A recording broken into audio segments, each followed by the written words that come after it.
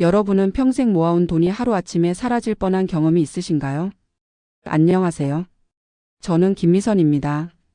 올해 46살이고 요양보호사 자격증을 따서 어르신들을 돌보는 일을 하고 있습니다. 21살에 보육원을 나와 식당 설거지, 공장 야간 근무, 청소 일까지 안 해본 일이 없습니다. 30에 만난 남편은 결혼 2년 만에 공사장 사고로 다리를 다쳐 지금도 지팡이 없이는 걷기 힘듭니다. 병원비에 생활비까지 번 돈은 늘 모자랐습니다. 그래도 포기하지 않고 요양보호사 자격증을 땄고 5년 동안 밤낮으로 일해 겨우 빚을 갚았습니다. 그런데 그 순간 제가 평생 만나지 못했던 사람이 저를 부르고 있었습니다. 그것도 목숨을 노리는 사람들 한가운데서. 작년 가을이었습니다. 단골 요양원에서 일을 마치고 나오는데 낯선 번호로 전화가 왔습니다.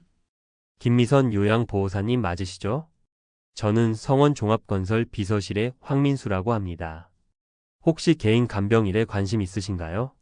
대기업 비서실이라는 말에 순간 긴장했습니다. 사기는 아닐까 싶었지만 상대방은 정중했습니다. 저희 회장님께서 몸이 편찮으셔서 믿을 만한 요양보호사를 찾고 있습니다. 제가 여러 요양시설에 알아봤는데 선생님 평판이 아주 좋더군요. 한번 뵙고 얘기 나눌 수 있을까요? 저는 조심스럽게 물었습니다. 어떤 분을 돌봐드리는 건가요? 성원종합건설 박정순 회장님이십니다. 66살이시고 3년 전 풍을 앓으신 후로 거동이 불편하십니다. 지금은 자택에서 요양 중이신데 전문 인력이 필요한 상황입니다. 성원종합건설. 뉴스에서 몇 번 들어본 이름이었습니다. 땅을 많이 가진 부동산 회사라고 했습니다. 급여는 한 달에 500만 원입니다. 주 5일 근무, 오전 9시부터 오후 6시까지입니다. 식사와 교통비는 별도 지급이고요. 500만 원. 제가 지금 두 곳을 오가며 한 달에 버는 돈이 300만 원 정도였습니다. 그것도 밤 근무까지 해야 가능한 금액이었습니다. 한번 찾아뵙고 결정하겠습니다. 사흘 후 저는 대도시 외곽의 고급주택 단지 안으로 들어갔습니다. 높은 담장 너머로 3층짜리 저택이 보였습니다. 대문을 열고 들어서니 정원이 펼쳐졌고 현관 앞에는 양복 입은 남자가 기다리고 있었습니다. 김미선 선생님이시죠? 황민수입니다. 안으로 모시겠습니다. 집 안은 조용했습니다. 1층 거실은 넓었지만 가구가 많지 않아 썰렁한 느낌이었습니다. 복도를 따라 걸어가니 방 하나가 나왔습니다. 회장님께서 이 방에 계십니다. 들어가 보시죠. 문을 열자 침대에 누운 여자 한 분이 보였습니다. 머리는 희끗했고 얼굴은 수척했습니다. 한쪽 입꼬리가 살짝 처져 있었고 오른팔을 제대로 움직이지 못하는 것 같았습니다. 풍후유증이 분명했습니다. 회장님, 제가 말씀드린 김미선 요양보호사님 오셨습니다. 여자는 고개를 천천히 돌려 저를 바라봤습니다. 눈빛은 또렷했습니다. 말은 어눌했지만 또박또박 물었습니다. 당신이 김미선? 네, 만나 뵙게 되어 영광입니다. 여자는 잠시 저를 바라보다가 작게 고개를 끄덕였습니다. 좋아요. 당신으로 정했어요. 그렇게 저는 박정순 회장의 개인 요양보호사가 되었습니다. 첫 출근날 황 비서가 집 안을 안내했습니다. 1층은 회장님 방과 거실 주방입니다. 2층은 서재와 손님 방이고요. 3층은 거의 쓰지 않습니다. 회장님은 거동이 불편하셔서 1층에서만 생활하십니다. 가족분들은 안 계신가요? 회장님은 혼자 사십니다. 조카 부부가 가끔 들르는데 그분들이 회사 일을 맡고 계십니다. 자녀분은요? 황 비서는 잠깐 말을 멈췄다가 대답했습니다. 회장님은 평생 결혼하지 않으셨습니다. 대신 조카를 자식처럼 키우셨죠. 그래서 회사도 조카에게 맡기신 겁니다. 그날부터 제 일과가 시작됐습니다. 아침 9시에 출근해서 회장님을 씻기고 식사를 도와드리고 약을 챙겨드렸습니다. 오후에는 간단한 재활 운동을 도왔고 말벗도 대어드렸습니다. 회장님은 말수가 적었지만 성격은 온화했습니다. 제가 뭘 해드리면 꼭 고마워요 하고 말씀하셨습니다. 가끔은 창밖을 보며 멍하니 앉아 계시기도 했습니다. 뭘 생각하세요? 옛날이요. 내가 잃어버린 것들. 더 묻지 않았습니다. 누구에게나 말하고 싶지 않은 과거는 있으니까요. 한 달쯤 지났을 때였습니다.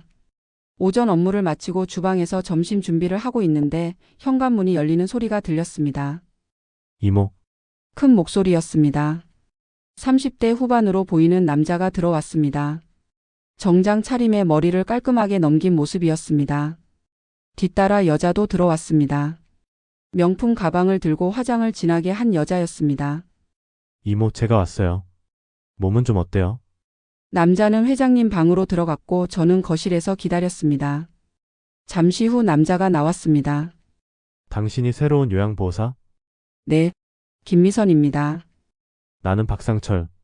이모 조카야. 회사 사장이고. 여긴 내 아내 윤혜진.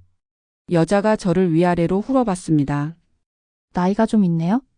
일은 제대로 할 수 있어요? 기분이 나빴지만 참았습니다. 최선을 다하고 있습니다. 박상철이 말했습니다. 이모가 드시는 약 혹시 한의원에서 받아오는 거 알아요? 네, 일주일에 2번 한약을 달려서 드립니다. 그거 이제 그만 드리세요. 네, 그 약이 효과가 없어요. 오히려 간에 무리만 가고. 우리가 알아본 양방병원 약으로 바꿀 겁니다. 저는 난처했습니다. 그런 건 회장님 의사를 먼저 여쭤봐야 하지 않을까요? 윤혜진이 차갑게 말했습니다. 우리가 가족이에요? 당신은 고용된 사람이고 시키는 대로 하면 돼요?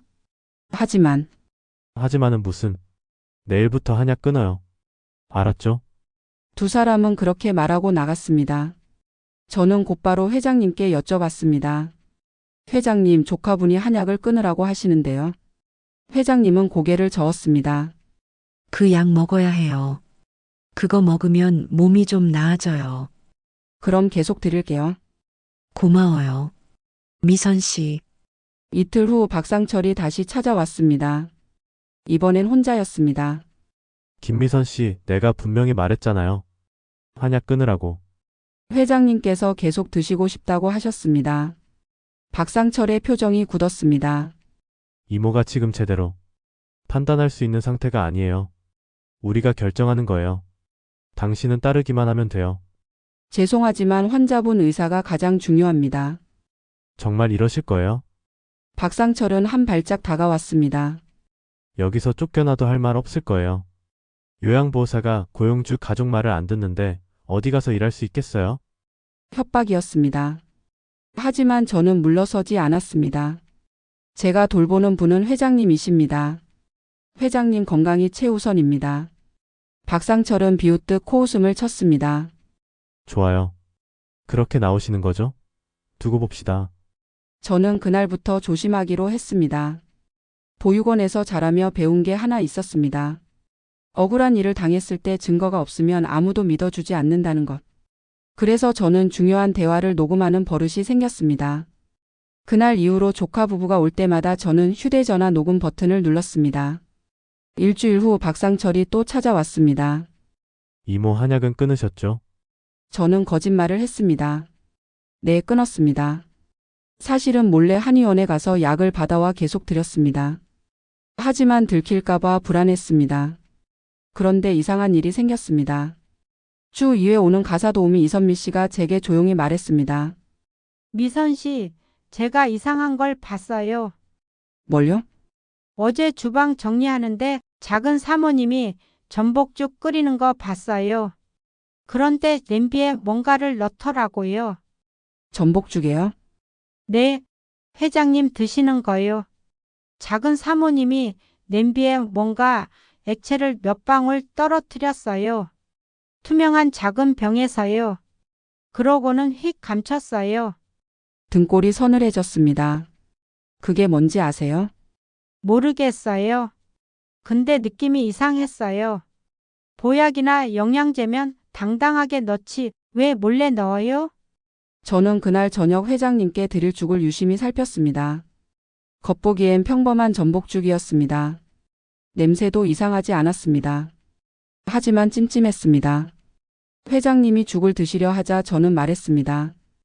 회장님, 오늘은 제가 새로 끓인 미역국 드셔보세요. 전복죽은 제가 맛 좀 보고 올게요. 왜요? 죽이 잘못됐어요? 아니에요. 그냥 확인차 해보는 거예요. 저는 죽을 조금 떠서 맛을 봤습니다. 특별히 이상한 맛은 없었습니다. 하지만 먹고 나서 1시간쯤 지나자 속이 메스꺼웠습니다. 어지럽기도 했습니다. 혹시 몸이 안 좋아서 그런가 싶어 참았는데 다음날 아침까지 증상이 계속됐습니다. 머리도 아프고 속도 울렁거렸습니다. 저는 병원에 갔습니다. 의사는 감기라고 했습니다. 요즘 환절기라 감기 환자 많아요. 약 드시고 푹 쉬세요. 하지만 석연치 않았습니다. 감기치고는 증상이 이상했습니다. 이선미 씨가 본 것도 자꾸 생각났습니다.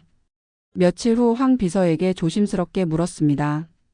혹시 회장님 건강검진 결과 같은 거 있나요? 최근에 악화된 부분이 있는지 궁금해서요. 3개월 전에 검진했는데 특별한 건 없었어요. 풍후유증 말고는 괜찮으시대요. 그럼 식단은 어떻게 관리되고 있나요? 회장님이 드시는 음식은 영양사가 짠 식단대로 만들어요. 특별히 제한할 건 없고요. 혹시 최근에 누가 음식을 따로 해드린 적 있나요? 황 비서가 고개를 갸우뚱했습니다. 아, 작은 사모님이 가끔 전복죽 같은 거 해오시죠. 효도 차원에서. 효도. 그 단어가 묘하게 걸렸습니다. 저는 그날부터 회장님이 드시는 모든 음식을 제가 직접 확인하기로 했습니다. 특히 조카 부부가 가져온 음식은 제가 먼저 조금씩 먹어봤습니다. 어느 날 오후 이선미 씨가 다시 제게 말했습니다. 미선 씨, 또 이상한 거 봤어요? 뭔데요? 작은 사모님 차 청소하다가 조수석 서랍에서 작은 병을 봤어요. 라벨에 제초제라고 써 있더라고요. 심장이 쿵 내려앉았습니다. 제초제요? 네, 농약이요. 왜 그런 걸 차에 두고 다녀요? 정원 관리는 업체가 하는데. 혹시 그거 사진 찍으셨어요? 아니요. 그냥 보기만 했어요. 근데 찝찝해서요. 저는 황 비서에게 전화했습니다. 저 혹시 회장님 건강검진 다시 한번 받으실 수 있을까요? 정밀검사요. 무슨 일 있어요? 설명하기 복잡한데 일단 검진 예약 좀 잡아주세요. 빨리요. 황 비서는 의아해했지만 검진을 예약해줬습니다. 이틀 후였습니다. 그런데 그날 밤 회장님이 갑자기 쓰러졌습니다. 저는 119에 전화를 걸었습니다. 여보세요?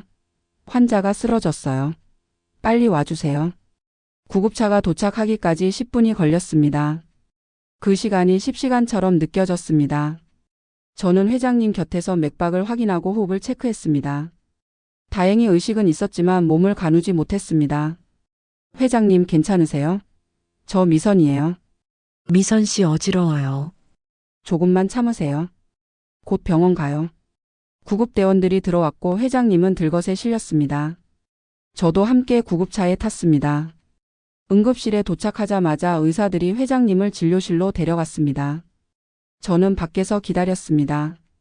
1시간쯤 지났을 때 의사가 나왔습니다. 보호자이세요. 아니요.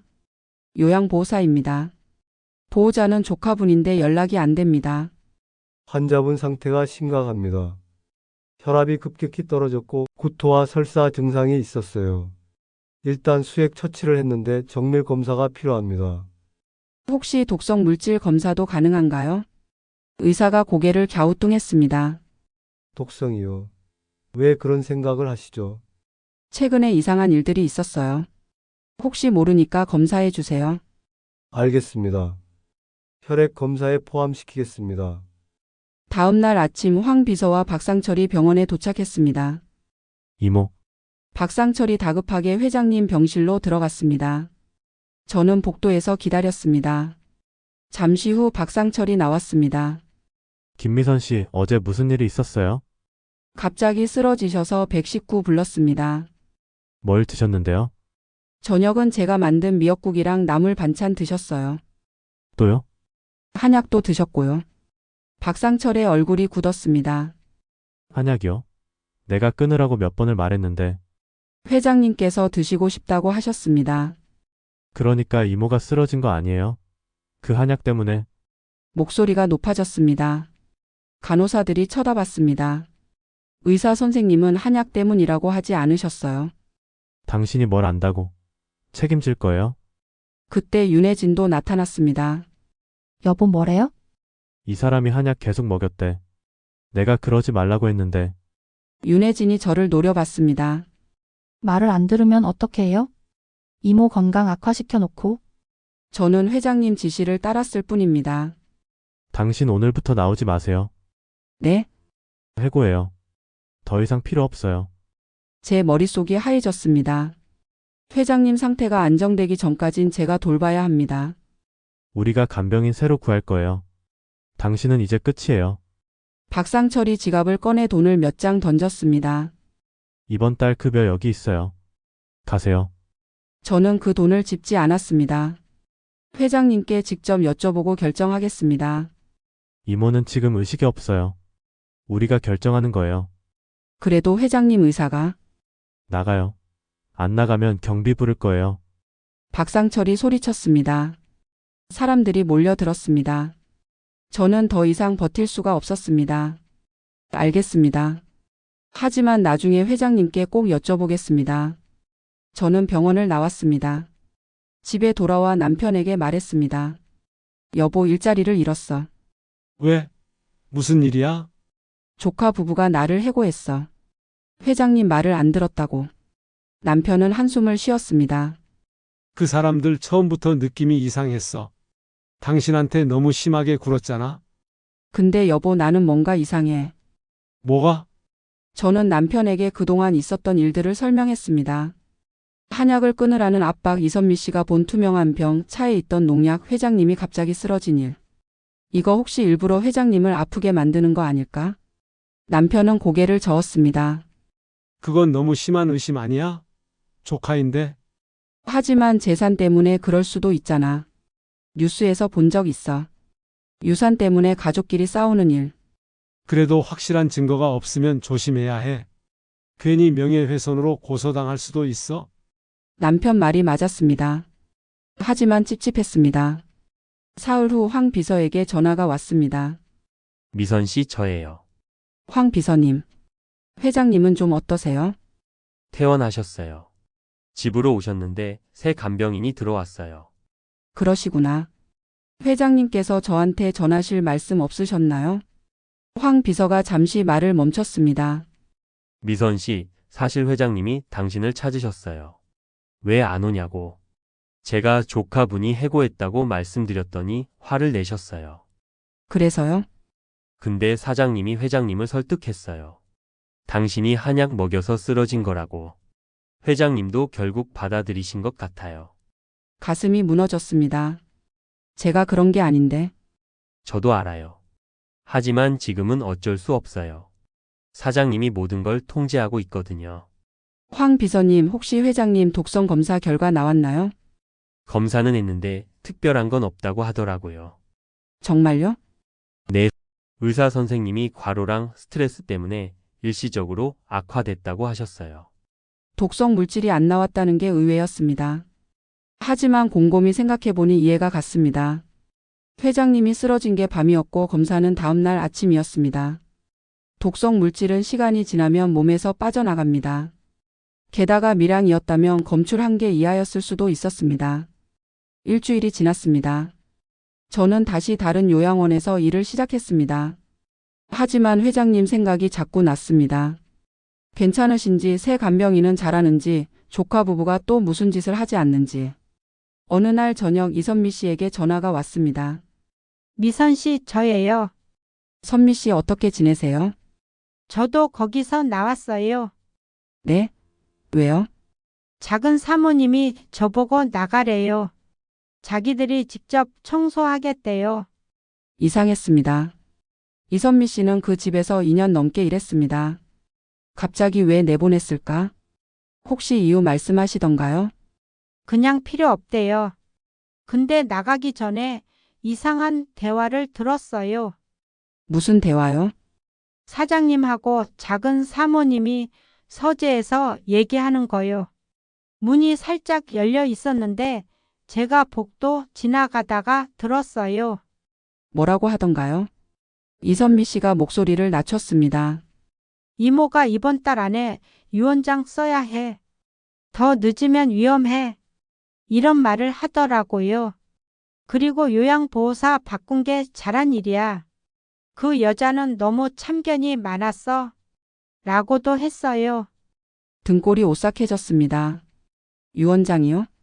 네, 무슨 말인지는 모르겠는데 느낌이 안 좋았어요. 그래서 미선 씨한테 알려드려야 할 것 같았어요. 고마워요, 선미 씨. 혹시 더 이상한 거 보시면 저한테 연락 주세요. 알겠어요. 조심하세요. 전화를 끊고 저는 가만히 생각했습니다. 유 원장, 재산, 한약 중단 압박, 농약, 갑작스러운 쓰러짐, 증인 해고, 퍼즐 조각들이 맞춰지기 시작했습니다. 조카 부부가 회장님을 서서히 아프게 만들고 있는 게 아닐까? 유 원장을 쓰게 한 다음 회장님이 돌아가시면 재산을 모두 가져가려는 거 아닐까? 그래서 저와 이선미 씨처럼 눈치챌 수 있는 사람들을 다 내보낸 거 아닐까? 하지만 증거가 없었습니다. 녹음 파일은 있지만 그건 협박하는 내용일 뿐 범죄 증거는 아니었습니다. 농약도 이선미 씨가 봤다는 것뿐 제가 직접 본 게 아니었습니다. 며칠 후 황 비서에게 다시 전화했습니다. 황 비서님, 회장님 상태는 어떠세요? 좋지 않아요. 계속 누워만 계시고 밥도 잘 안 드세요. 새로운 간병인도 별로래요. 제가 한번 찾아뵈도 될까요? 글쎄요. 사장님이 허락 안 할 것 같은데. 회장님께 제 안부만 전해주세요. 제가 보고 싶어 한다고. 알겠어요. 근데 미선 씨, 저도 요즘 걱정이에요. 왜요? 황 비서가 목소리를 낮췄습니다. 회장님이 유원장 쓰신 후로 사장님 태도가 이상해요. 회장님한테 더 자주 오시는데 올 때마다 뭔가 재촉하는 것 같아요. 재촉이요? 네, 재산 이전 서류나 통장 정리 같은 거요. 회장님이 아직 살아계신데 왜 그렇게 서두르는지 모르겠어요. 제 심장이 빠르게 뛰었습니다. 황 비서님, 혹시 회장님 방에 들어갈 수 있는 방법 없을까요? 왜요? 제가 꼭 회장님을 한번 만나야 할 것 같아요. 황 비서는 한참 고민하다가 말했습니다. 모레 사장님이 출장 가요. 그날 오전에 오세요. 간병인은 점심시간에 잠깐 나가거든요. 제가 문 열어줄게요. 정말요? 고맙습니다. 근데 10분밖에 시간이 없어요. 간병인이 금방 돌아올 거예요. 충분해요. 황 비서가 이렇게까지 도와주는 이유를 알 것 같았습니다. 회장님을 오래 모신 분이니 뭔가 이상하다는 걸 느끼고 계신 거였습니다. 이틀 후 저는 다시 그 저택 앞에 섰습니다. 황 비서가 대문을 열어줬습니다. 빨리 들어오세요. 10분밖에 없어요. 저는 회장님 방으로 뛰어갔습니다. 문을 열자 회장님이 침대에 누워 계셨습니다. 얼굴은 더 수척해져 있었고 눈은 풀려 있었습니다. 회장님. 회장님이 고개를 돌렸습니다. 저를 보자 눈에 눈물이 고였습니다. 미선 씨, 회장님 괜찮으세요? 미안해요. 내가 당신을 못 지켰어요. 아니에요. 제가 괜찮아요. 회장님은요? 나는 이제 얼마 안 남은 것 같아요. 그런 말씀 하지 마세요. 회장님이 제 손을 잡았습니다. 힘이 거의 없었습니다. 미선 씨, 내가 당신한테 해줄 말이 있어요. 네, 말씀하세요. 회장님이 떨리는 목소리로 말했습니다. 나 36년 전에 딸을 낳았어요. 저는 멈칫했습니다. 딸이요? 응. 나 결혼 안 했지만 딸이 있었어요. 근데 키울 수가 없었어요. 가난했고 혼자였고 그래서요? 보육원에 맡겼어요. 아기를 문 앞에 놓고 도망쳤어요. 제 심장이 쿵 하고 내려앉았습니다. 보육원이요? 응. 사랑보육원.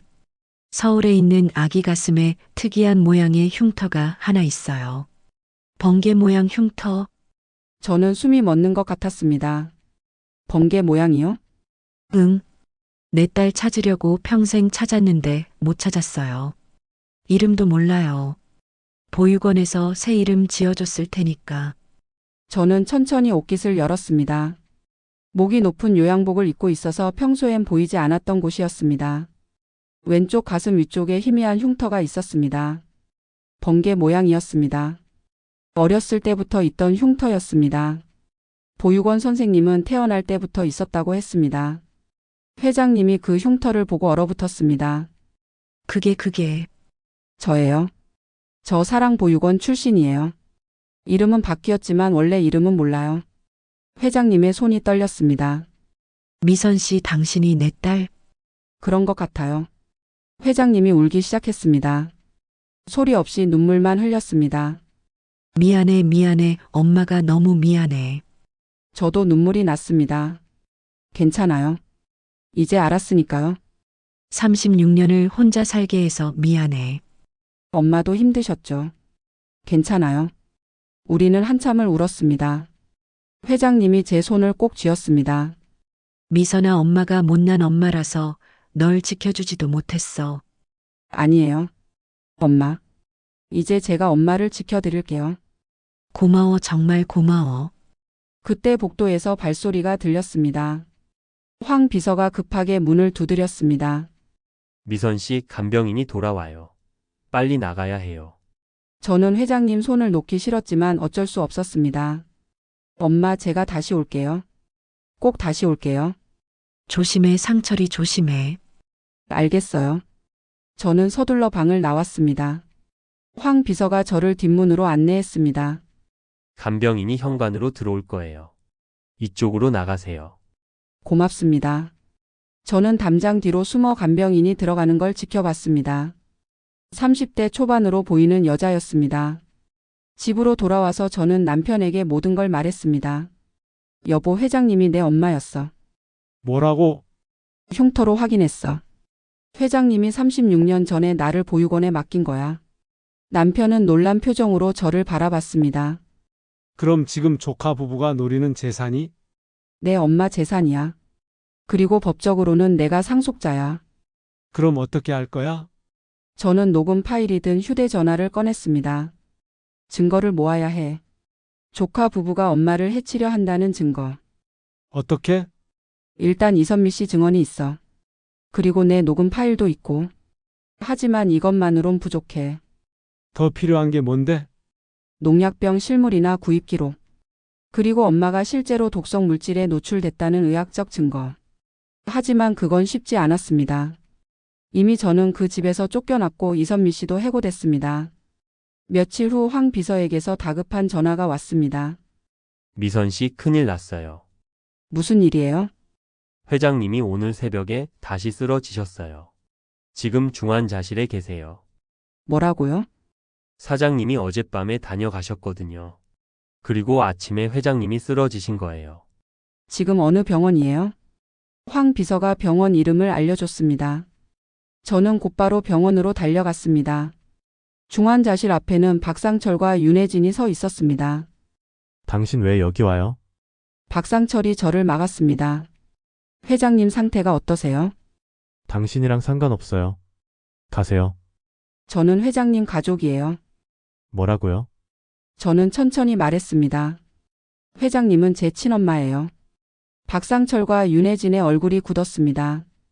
박상철이 비웃었습니다. 친엄마요? 무슨 헛소리예요? 흉터로 확인했어요. 회장님이 36년 전에 보육원에 맡긴 아기가 저예요. 윤혜진이 코웃음을 쳤습니다. 증거라도 있어요? 그냥 흉터 하나 가지고? DNA 검사하면 나와요. 박상철의 표정이 일그러졌습니다. 당신 지금 재산 노리는 거죠? 이모가 돌아가시기 전에 딸이라고 우기면서. 재산 노리는 건 당신들이잖아요. 뭐라고요? 저는 휴대전화를 꺼냈습니다. 당신들이 회장님한테 한 말 다 녹음했어요. 한약 끊으라고 협박한 것, 재산관리 위임장 받으려 한 것, 유언장 서두른 것. 다요. 박상철의 얼굴이 하얗게 질렸습니다. 그게 뭐가 잘못됐어요? 우리는 이모를 위해서. 위해서요? 그럼 왜 차에 농약을 두고 다녔어요? 윤혜진이 움찔했습니다. 농약? 그건 정원 관리용이에요? 정원 관리는 업체가 해요. 그리고 왜 그걸 차 조수석에 숨겨뒀어요? 가사도우미가 다 봤어요. 이건 말도 안 되는 모함이에요. 박상철이 소리쳤습니다. 간호사들이 쳐다봤습니다. 그때 중환자실 문이 열리고 의사가 나왔습니다. 보호자분, 박상철이 다가갔습니다. 네, 저요. 환자분 상태가 매우 위중합니다. 급성 신부전 증상이 있고 간 수치도 급격히 악화됐습니다. 그게 무슨 뜻이에요? 독성 물질에 노출됐을 가능성이 있습니다. 정밀 검사를 해봐야겠지만 증상이 일반적인 질병 악화와는 다릅니다. 제 가슴이 두근거렸습니다. 의사 선생님, 어떤 독성 물질인지 특정할 수 있나요? 의사가 저를 보았습니다. 보호자 되시나요? 내 딸입니다. 박상철이 끼어들었습니다. 아니에요. 이 사람은 그냥 요양보호사였어요. 저는 회장님 친딸이에요. 흉터로 확인했고 DNA 검사 요청할 겁니다. 의사가 난처한 표정을 지었습니다. 일단 보호자 문제는 나중에 정리하시고 지금은 환자 치료가 급선무입니다. 독성 물질 검사 동의하시나요? 네, 아니요. 저와 박상철이 동시에 대답했습니다. 의사가 한숨을 쉬었습니다. 법적 보호자가 누군지 확실하지 않으니 일단 환자 생명이 위급하므로 응급처치 진행하겠습니다. 보호자 문제는 행정실에서 정리하세요. 의사는 다시 중환자실로 들어갔습니다. 박상철이 저를 노려봤습니다. 당신 진짜 끝까지 이럴 거예요? 네, 끝까지 갈 거예요. 좋아요. 법적으로 가죠. 당신이 친딸이라는 증거 하나도 없어요. 있어요. 엄마가 직접 말씀하셨어요. 황 비서도 증인이에요. 황민수가요? 그 사람 말이 무슨 증거가 돼요? 그리고 이선미 씨도 증인이에요. 당신 부인이 음식에 뭔가 넣는 거 봤대요. 윤혜진이 발끈했습니다. 그건 영양제였어요? 이모 건강 위해서? 영양제를 왜 몰래 넣어요? 당당하게 넣으면 되죠. 당신 정말? 윤혜진이 달려들려는 걸 박상철이 막았습니다. 여보, 진정해. 이 여자랑 여기서 싸우면 우리만 손해야. 박상철이 저를 보며 차갑게 말했습니다. 김미선 씨. 당신이 뭘 하든 상관없어요. 하지만 이모는 이미 유언장 쓰셨어요. 모든 재산을 저한테 준다고. 법적으로 유효한 문서예요. 회장님이 정상적인 판단 상태에서 쓴 게 아니잖아요. 그걸 어떻게 증명할 건데요? 변호사랑 상담할 거예요. 그리고 경찰에도 신고할 겁니다. 박상철이 웃었습니다. 비웃음이었습니다. 신고요? 좋아요.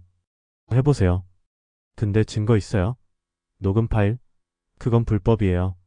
증인? 고용인 말이 법정에서 얼마나 힘이 있을까요? 제 주먹이 떨렸습니다. 박상철 말이 맞았습니다. 증거가 약했습니다. 하지만 포기할 수 없었습니다. 어쨌든 저는 포기 안 해요. 엄마를 지킬 거예요. 저는 행정실로 가서 DNA 검사를 요청했습니다. 담당 직원은 난처해했습니다. 환자분이 의식이 없으시고 법적 보호자 동의가 필요한데요. 제가 친딸이에요. 확인하려고 검사하는 거예요. 그래도 절차가 있어서요. 법원 허가가 필요할 수도 있습니다. 결국 DNA 검사는 당장 할 수 없었습니다. 저는 병원을 나와 경찰서로 갔습니다. 일주일 전에 왔던 사람인데요. 독살 미수 의심된다고 신고했던 경찰관이 저를 기억했습니다. 아, 그때 그분. 환자가 다시 쓰러졌어요. 의사가 독성 물질 노출 의심한다고 했어요. 경찰관의 표정이 조금 진지해졌습니다. 의사소견서 받아오실 수 있어요. 받아올 수 있어요. 그럼 그거 가져오시고 다른 증거들도 정리해서 다시 오세요. 그럼 수사 검토해 보겠습니다. 지금 당장은 안 되나요? 환자가 위급해요. 저희도 절차가 있어서요. 일단 의사소견서 먼저 받아오세요. 저는 다시 병원으로 돌아갔습니다. 의사를 찾아가 사정을 설명했습니다. 독성 물질 노출 의심된다는 소견서 써주실 수 있나요? 경찰 신고용으로요. 의사가 난처해했습니다. 아직 확정된 건 아니에요. 검사 결과를 봐야죠. 하지만 의심된다고 하셨잖아요. 의심과 확정은 달라요. 제가 함부로 소견서 쓰면 문제가 될 수 있어요. 그럼 검사 결과는 언제 나와요? 이틀 정도 걸립니다. 이틀. 그 사이에 무슨 일이 또 생길지 몰랐습니다. 저는 중환자실 밖에 앉아서 기다렸습니다. 박상철과 윤혜진은 어디론가 갔습니다. 해가 지고 밤이 되었습니다. 간호사가 나와서 말했습니다. 보호자분 환자분 의식 돌아오셨어요. 잠깐 들어가 보실래요? 네. 저는 중환자실로 들어갔습니다. 회장님이 산소 마스크를 쓰고 누워 계셨습니다. 눈은 떠 있었지만 힘이 없어 보였습니다. 엄마. 회장님이 저를 보고 손을 들려 했습니다. 하지만 힘이 없어 손가락만 까딱거렸습니다. 저는 회장님 손을 잡았습니다. 엄마 괜찮으세요? 회장님이 고개를 조금 끄덕였습니다. 산소 마스크 때문에 말을 할 수 없었습니다. 엄마, 제가 엄마를 지킬 거예요. 조카분들이 한 일 다 밝혀낼 거예요. 회장님 눈에 눈물이 고였습니다. 엄마, 혹시 조카분들이 뭘 먹였는지 기억나세요? 약이나 음식 같은 거요. 회장님이 고개를 가로저었습니다. 기억이 안 나는 것 같았습니다. 괜찮아요. 의사 선생님이 검사해 주실 거예요. 엄마는 그냥 쉬세요.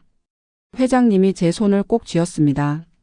그 손에 힘이 없어서 가슴이 아팠습니다. 엄마 꼭 나으셔야 해요. 우리 이제 만났잖아요. 앞으로 같이 있어야죠. 회장님이 고개를 끄덕였습니다. 면회 시간이 끝나 저는 밖으로 나왔습니다. 복도에서 황 비서를 만났습니다. 미선 씨, 회장님은 어떠세요? 의식은 돌아오셨는데 많이 약하세요. 제 잘못이에요. 제가 더 일찍 알았어야 했는데. 황 비서가 고개를 숙였습니다. 아니에요. 황 비서님이 저 도와주신 것만으로도 고마워요. 미선 씨, 제가 도울 일 있으면 말씀하세요. 회장님을 오래 모셨는데 이렇게 돌아가시게 할 수는 없어요. 감사합니다. 혹시 집에 남아있는 증거 같은 거 있을까요? 농약병이나 이상한 약 같은 거요. 황 비서가 생각하더니 말했습니다. 사장님 서재에 금고가 있어요. 비밀번호는 저도 몰라요. 근데 거기에 뭔가 있을 수도 있어요. 금고요? 네. 사장님이 회사 중요 서류 보관한다고 했어요. 근데 가끔 이상한 물건도 넣어두시더라고요. 어떻게 들어갈 수 있을까요? 지금은 사장님이 병원에 계시니까 집이 비어 있어요. 제가 열쇠 있어요. 정말요? 네. 내일 아침에 가시겠어요? 사장님은 낮에 회사 가실 거예요. 네, 가겠습니다. 다음 날 아침 저는 황 비서와 함께 저택에 갔습니다. 집 안은 조용했습니다. 간병인도 없었습니다. 간병인은요? 회장님이 병원에 계시니까 쉬래요. 우리는 2층 서재로 올라갔습니다.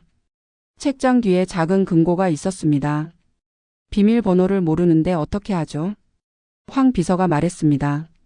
사장님이 자주 쓰는 숫자들이 있어요. 회사 창립일이나 이모 생일 같은 거요. 우리는 몇 가지 숫자를 시도했습니다. 6번째의 금고가 열렸습니다. 안에는 서류들과 통장 그리고 작은 병 하나가 있었습니다. 이게 뭐죠? 황 비서가 병을 꺼냈습니다. 투명한 액체가 들어 있었습니다. 라벨에는 제초제라고 써 있었습니다. 이거예요. 이선미 씨가 본 게 이거예요. 제 손이 떨렸습니다. 왜 이런 걸 금고에 넣어뒀을까요? 숨기려고요. 증거 인멸하려고. 이거 경찰에 가져가야 해요. 저는 조심스럽게 병을 가방에 넣었습니다.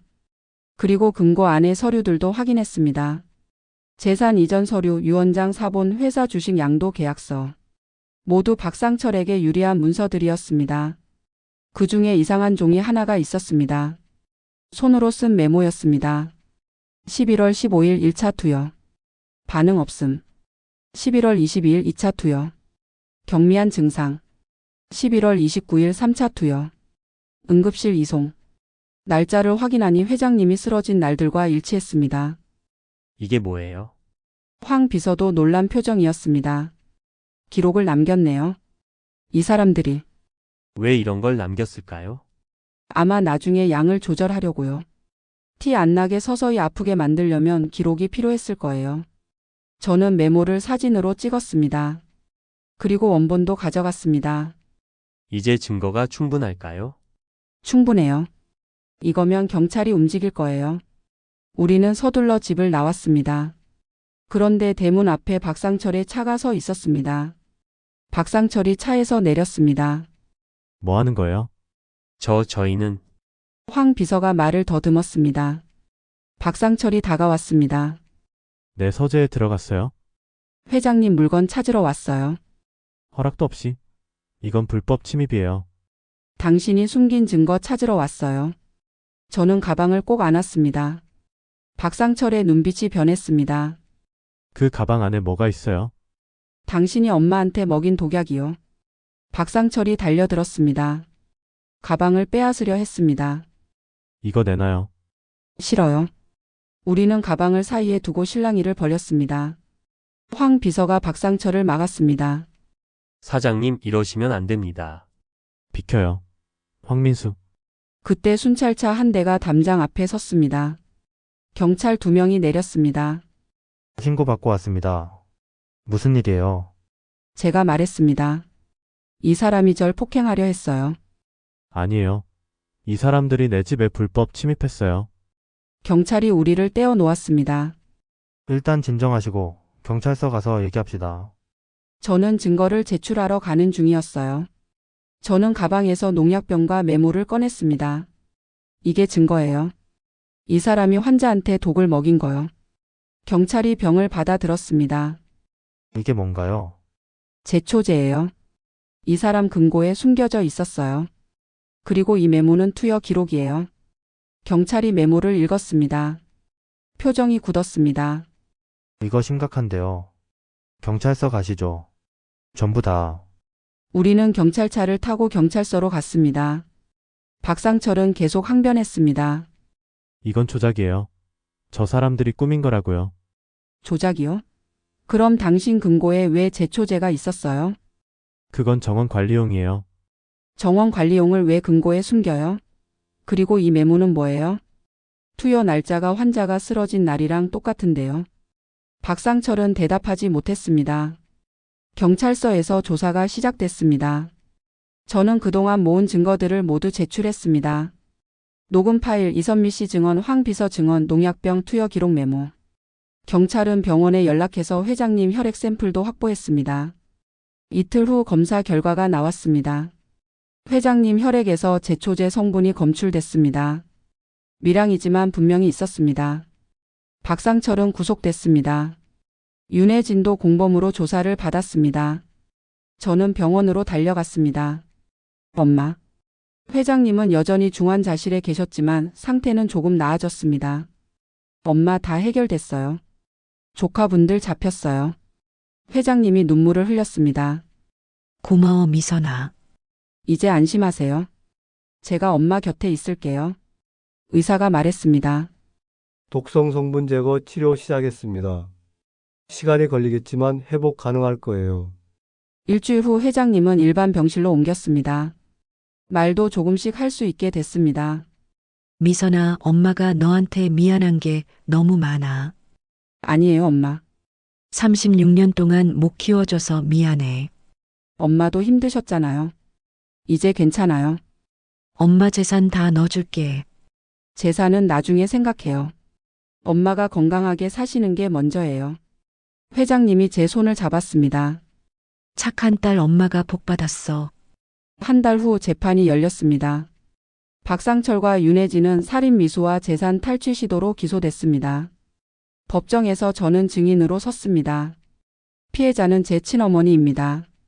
DNA 검사로 확인됐습니다. 피고인들은 어머니의 재산을 노리고 서서히 독을 먹였습니다.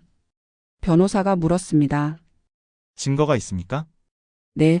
녹음 파일, 증인 진술, 독극물 현물, 투여 기록, 그리고 피해자 혈액 검사 결과가 있습니다. 판사가 증거들을 검토했습니다. 박상철의 변호사가 반박했습니다. 녹음은 불법이고 증인들은 편파적입니다. 제초제는 정원 관리용이었고 메모는 조작일 수 있습니다. 하지만 검사가 말했습니다. 녹음은 환자 보호 목적으로 업무상 기록입니다. 증인들은 모두 일관된 진술을 했습니다. 제초제는 금고에 숨겨져 있었고 메모의 날짜와 피해자 입원 기록이 일치합니다. 그리고 무엇보다 피해자 혈액에서 실제로 독성 물질이 검출됐습니다. 재판은 3번 진행됐습니다. 마지막 재판에서 판사가 판결을 내렸습니다. 피고인 박상철 살인미수죄로 징역 7년, 피고인 윤혜진 살인미수 방조죄로 징역 5년, 피해자에게 손해배상금 2억 원 지급하라. 법정에서 나오는데 햇빛이 따뜻했습니다. 회장님은 휠체어에 앉아 저를 기다리고 계셨습니다. 엄마. 다 끝났니? 네. 이제 정말 끝났어요. 고생했어, 우리 딸. 우리는 집으로 돌아왔습니다. 더 이상 무서운 사람들이 없는 집이었습니다. 엄마는 천천히 회복했습니다. 재활 치료를 받으며 걷는 연습도 하셨습니다. 저는 요양보호사 일을 그만두고 엄마를 돌봤습니다. 어느 날 저녁 엄마와 정원을 거닐었습니다. 미선아, 네, 엄마. 엄마가 너를 버렸을 때 정말 죽고 싶었어. 근데 살았어. 너를 다시 만나려고. 저도 평생 엄마를 찾았어요. 근데 이렇게 만났네요. 늦었지만 이제라도 함께 있어서 다행이야. 저도요, 엄마. 우리는 손을 잡고 걸었습니다. 36년 만에 찾은 엄마와 딸. 늦었지만 이제 시작이었습니다. 6개월 후 엄마는 지팡이를 짚고 걸을 수 있게 됐습니다. 저는 남편과 아이들을 엄마께 소개했습니다. 엄마, 제 가족이에요. 할머니라고 불러도 돼요? 아이들이 물었습니다. 엄마가 눈물을 흘렸습니다. 그럼 할머니라고 불러줘. 우리는 함께 밥을 먹고 함께 웃었습니다. 엄마는 제게 회사를 물려주겠다고 했지만 저는 거절했습니다. 저는 요양보호사로 살고 싶어요. 엄마처럼 아픈 분들을 돌보면서요. 착한 딸. 대신 저는 엄마 재산 일부로 요양원을 하나 차렸습니다. 보육원 출신 아이들이 자립할 수 있도록 돕는 프로그램도 만들었습니다. 엄마, 저는 엄마가 저를 버린 게 원망스럽지 않아요. 엄마도 힘드셨을 거예요. 그리고 그 덕분에 저는 강해졌어요. 미선아, 고마워. 엄마 딸 돼줘서. 저야말로요. 엄마 딸이어서 고마워요. 창밖으로 봄꽃이 피었습니다. 우리의 봄도 이제 시작이었습니다.